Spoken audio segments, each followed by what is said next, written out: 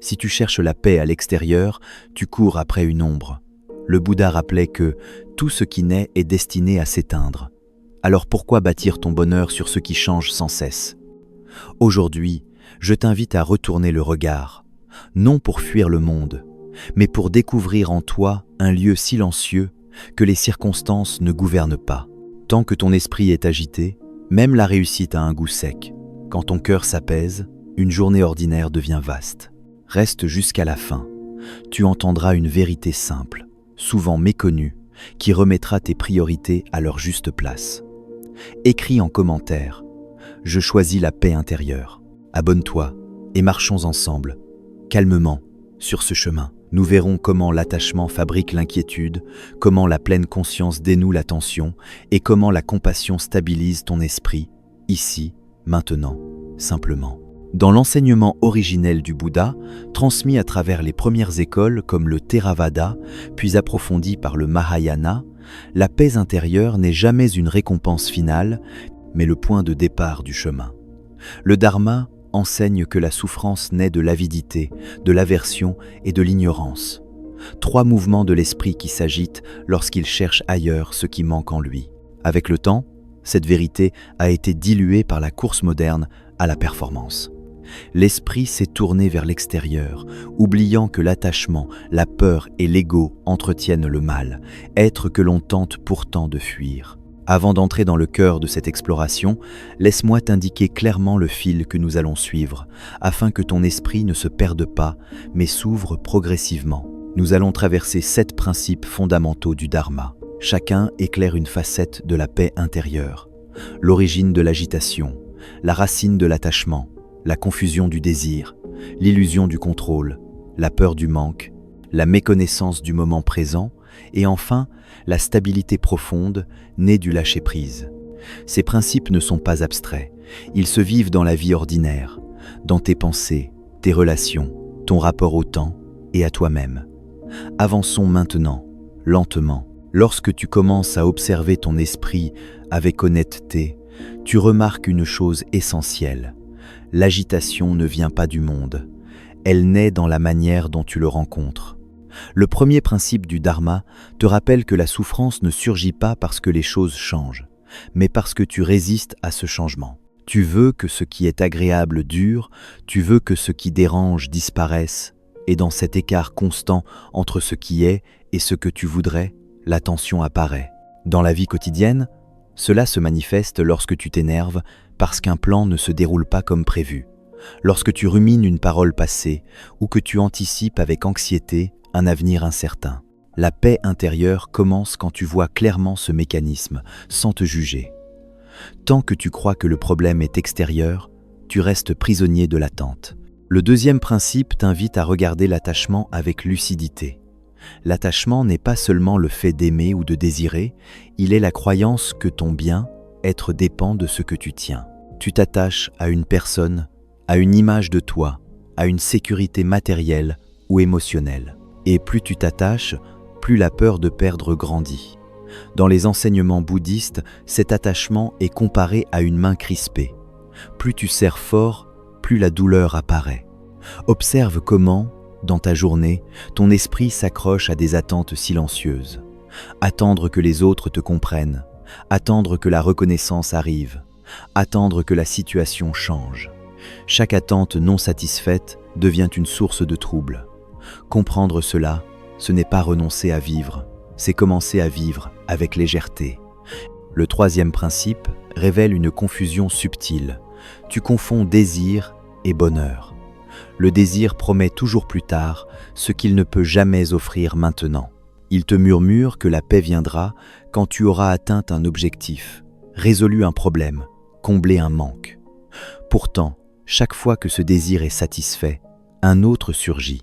Dans la vie moderne, cette mécanique est omniprésente. Consommer, réussir, accumuler des expériences. Le Bouddha enseignait que ce feu du désir ne s'éteint pas en l'alimentant, mais en le comprenant. Lorsque tu t'arrêtes un instant, que tu respires consciemment et que tu observes un désir sans le suivre, tu découvres un espace. Dans cet espace, la paix n'est plus repoussée à demain, elle devient accessible ici. Le quatrième principe touche à l'illusion du contrôle. Tu crois que ta tranquillité dépend de ta capacité à tout prévoir, à tout maîtriser, à éviter l'incertitude. Pourtant, l'impermanence gouverne toute chose. Les relations changent, le corps change, les circonstances changent. Résister à cette réalité, c'est comme vouloir arrêter un fleuve avec tes mains. Dans la vie quotidienne, cette illusion du contrôle se manifeste par le stress, la rigidité, l'épuisement mental. Le Dharma t'enseigne une autre voie, agir avec justesse, sans t'identifier aux résultats.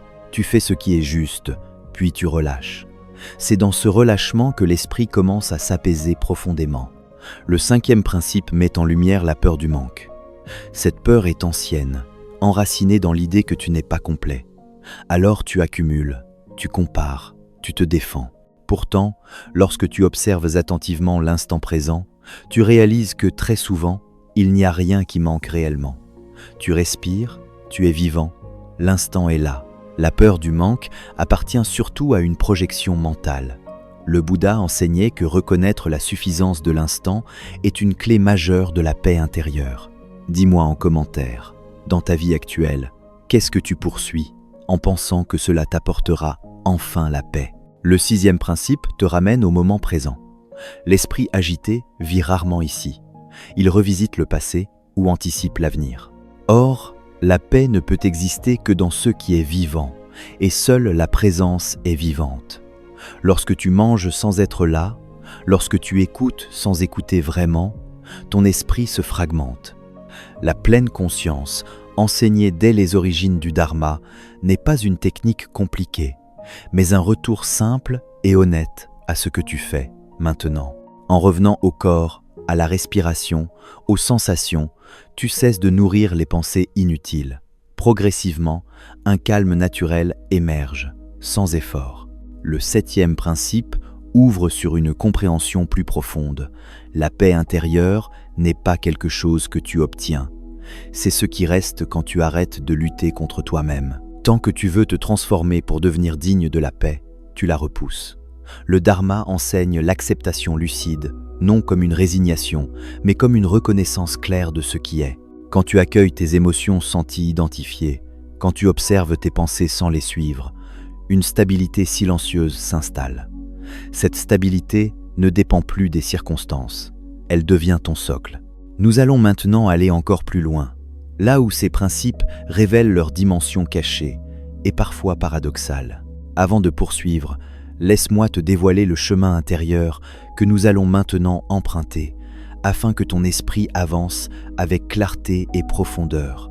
Nous allons explorer 7 révélations plus subtiles du Dharma, celles qui ne se comprennent pas seulement par l'intellect, mais par un retournement du regard. Ces révélations touchent aux illusions invisibles de l'ego, à la manière dont le karma se tisse dans l'esprit, à l'impermanence non comme concept, mais comme expérience vécue, au détachement véritable, à la confusion entre identité et conscience, au paradoxe de l'effort spirituel, et enfin à la paix comme nature originelle. Ce que tu vas entendre n'est pas destiné à être cru, mais reconnu en toi. Lorsque tu as commencé à voir comment l'agitation naît, comment l'attachement se forme et comment le désir entretient l'attention, une nouvelle couche devient perceptible. Tu réalises alors que l'ego n'est pas un ennemi à combattre, mais une construction à comprendre. La première révélation est celle-ci. L'ego ne cherche pas le bonheur, il cherche la continuité. Il veut durer, se renforcer, se raconter une histoire stable. C'est pourquoi il s'accroche au rôle, aux blessures, aux réussites comme aux échecs. Tant que tu confonds cette construction avec ce que tu es, la paix semble fragile. Le Dharma t'invite à observer l'ego comme un phénomène, non comme une identité. Lorsque tu le vois apparaître et disparaître dans tes pensées, une distance naturelle se crée, et avec elle, un premier espace de silence. La deuxième révélation concerne le karma, souvent mal compris. Le karma n'est pas une punition ni une récompense extérieure, c'est un mouvement intérieur. Chaque intention, chaque réaction, chaque habitude mentale laisse une empreinte. Lorsque ton esprit réagit par la peur, la colère ou l'avidité, il renforce ses chemins intérieurs. Mais lorsque tu observes sans nourrir, sans fuir, le schéma commence à se dissoudre. Dans ta vie quotidienne, cela signifie que la paix intérieure ne dépend pas de ce qui t'arrive, mais de la manière dont tu réponds. Tu découvres alors une liberté nouvelle. Même au cœur d'une situation difficile, tu peux cesser d'ajouter une souffrance mentale inutile. La troisième révélation touche à l'impermanence, non plus comme une idée, mais comme une expérience intime. Tout change, non seulement autour de toi, mais en toi. Les émotions montent et redescendent, les pensées apparaissent et disparaissent, les états d'âme se transforment. Lorsque tu observes cela avec attention, une compréhension profonde émerge. Rien de ce qui passe ne peut être ton refuge. La paix intérieure ne se trouve pas dans ce qui change, mais dans ce qui observe le changement. Cette reconnaissance transforme radicalement ton rapport à la vie. Tu commences à traverser les hauts et les bas avec plus de douceur, car tu sais qu'aucun état n'est définitif. La quatrième révélation est paradoxale. Plus tu cherches à te détacher, plus tu t'attaches à l'idée de détachement. Beaucoup de chercheurs sincères tombent dans ce piège subtil. Ils veulent être calmes, éveillés, libres, et cette volonté devient une nouvelle tension. Le Dharma t'enseigne que le détachement authentique n'est pas un acte volontaire, mais une conséquence de la compréhension. Quand tu vois clairement que t'accrocher fait souffrir, le lâcher-prise se fait presque de lui-même. Il n'y a plus d'effort forcé, seulement une intelligence naturelle de l'esprit. La cinquième révélation révèle une confusion profonde. Tu crois être tes pensées.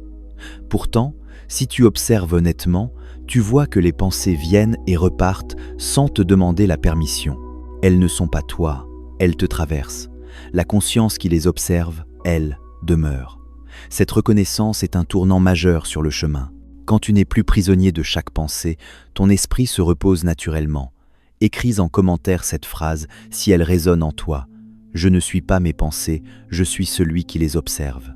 La sixième révélation va encore plus loin et peut sembler déstabilisante.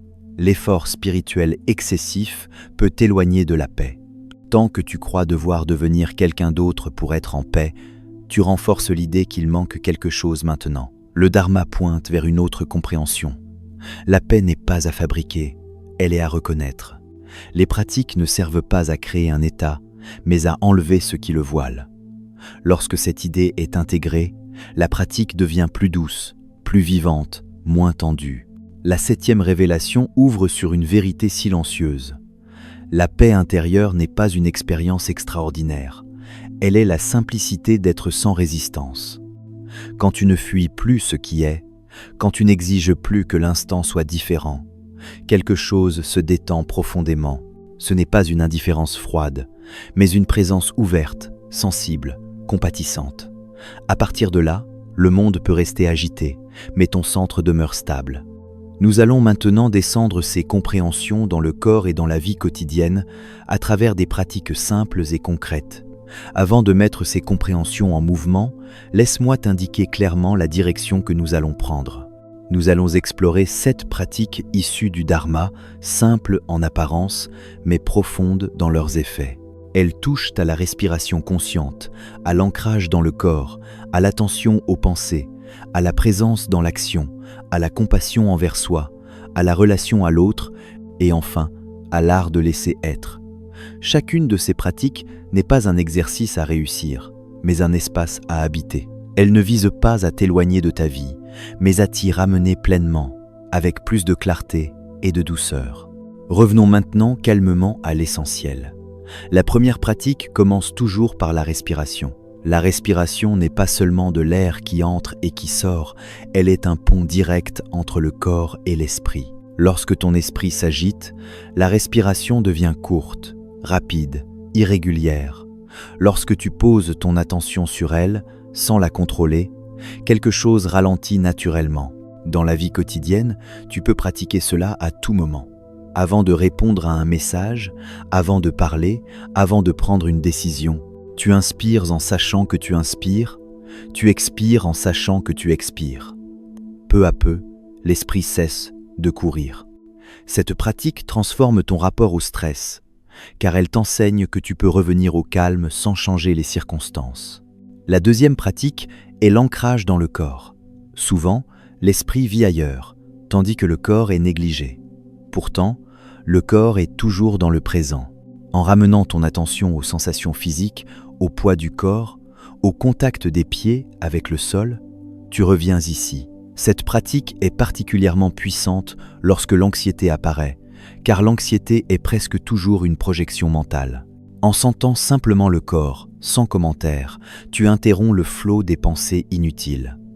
Peu à peu, tu développes une stabilité intérieure qui ne dépend plus de l'état de ton mental. La troisième pratique concerne l'observation des pensées. Il ne s'agit pas de les bloquer ni de les remplacer, mais de les voir passer comme des nuages dans le ciel. Une pensée apparaît, tu la reconnais, puis tu la laisses partir sans la suivre. Dans la vie quotidienne, cela change profondément ton rapport aux émotions difficiles. Une colère surgit, une peur apparaît, et au lieu de t'y identifier, tu observes. Cette simple observation empêche la spirale habituelle. Avec le temps, tu découvres que les pensées perdent naturellement leur pouvoir lorsqu'elles ne sont plus nourries. La quatrième pratique est la présence dans l'action. Que tu marches, que tu manges, que tu travailles, tu peux être pleinement là. Trop souvent, les gestes sont automatiques et l'esprit est ailleurs.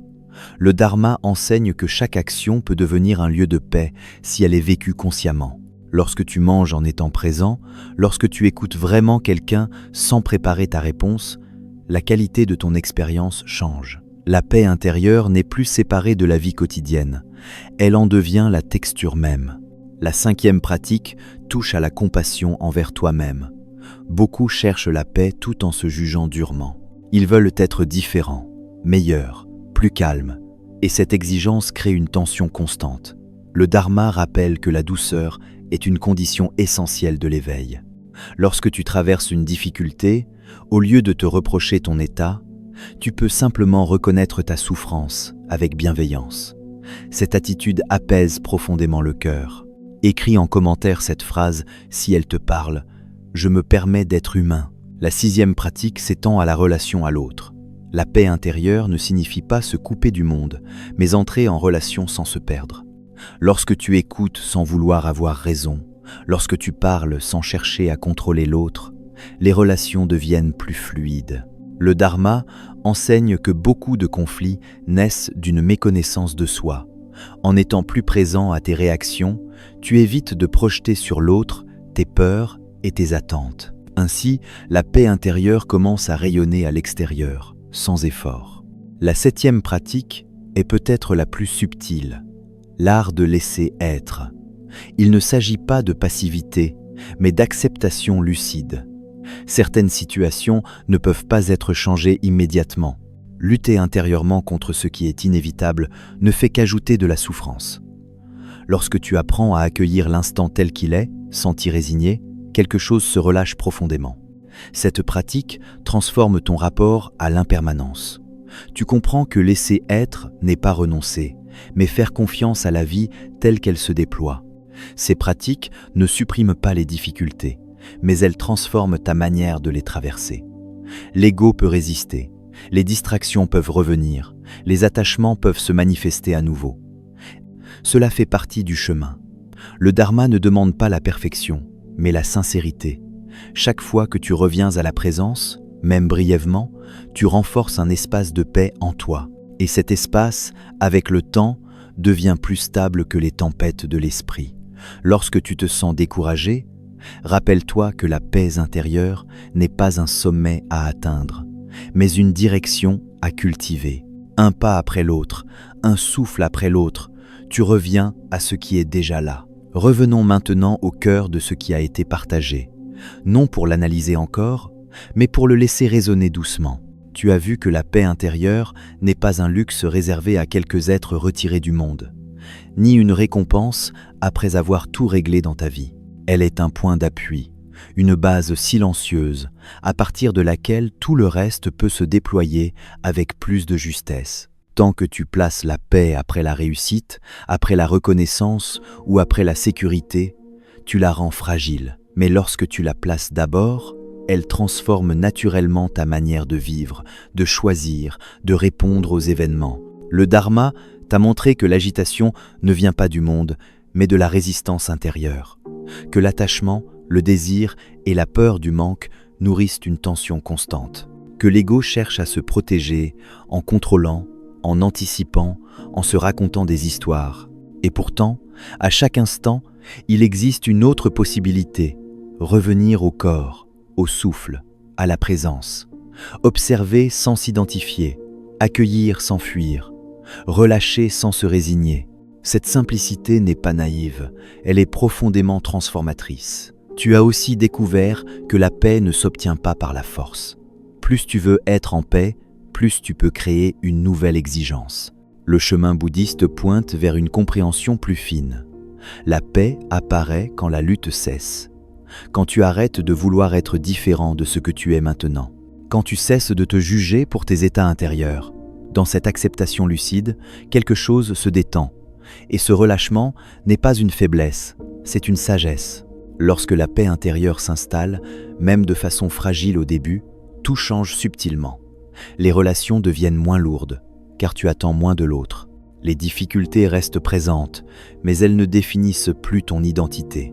Les émotions traversent, mais elles ne t'emportent plus aussi facilement. Tu continues d'agir, de travailler, d'aimer, mais depuis un espace plus stable. C'est pour cela que le Bouddha enseignait que la libération commence dans l'esprit, avant toute transformation extérieure. Peut-être réalises-tu maintenant que chercher la paix ailleurs t'a longtemps épuisé. Peut-être vois-tu aussi que cette paix n'est pas quelque chose à créer, mais à reconnaître encore et encore. Chaque retour à la présence est un rappel. Chaque respiration consciente est un retour à l'essentiel. Le chemin n'est pas linéaire. Il y aura des oublis, des rechutes dans l'agitation, des moments de doute. Cela fait partie du processus. Le Dharma ne te demande pas d'être parfait. Il t'invite à être présent. Alors, laisse-moi te poser une dernière question. Non pour que tu y répondes ici, mais pour qu'elle t'accompagne après cette écoute. Et si, au lieu d'attendre que tout aille bien pour être en paix, tu choisissais d'être en paix pour laisser les choses se mettre en place autrement? Cette question, si tu la laisses vivre en toi, peut doucement réorienter ton regard. Si ces paroles ont touché quelque chose en toi, prends un instant pour t'abonner et poursuivre ce chemin d'exploration intérieure. Partage cette réflexion avec ceux qui cherchent encore à l'extérieur ce qui se trouve déjà en eux. Et surtout, n'oublie pas, d'abord la paix intérieure, ensuite tout le reste.